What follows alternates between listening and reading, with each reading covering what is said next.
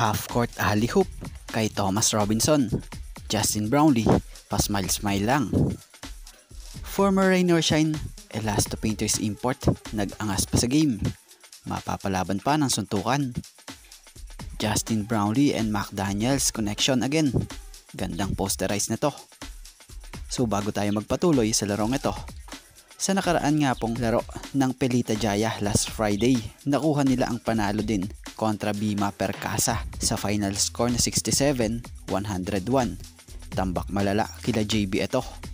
Sa larong ito pinangunahan ni Anthony Bean ang laro na kumamada ng 27 points, 5 assists and 3 rebounds. Samantalang ang kababayan naman natin si Justin Brownlee kumamada rito ng 8 points, 2 assists and 5 rebounds.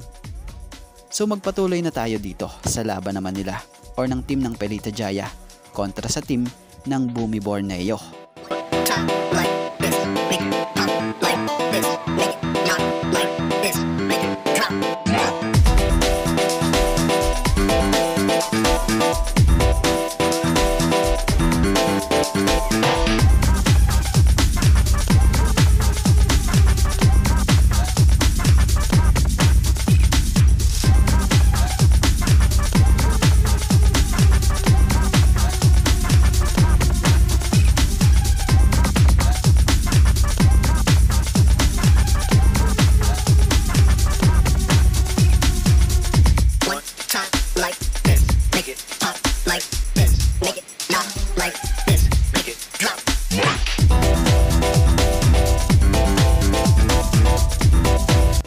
So natapos ang first half, tanga ng Pelita Jaya ang kalamangan rito sa score na 34-55.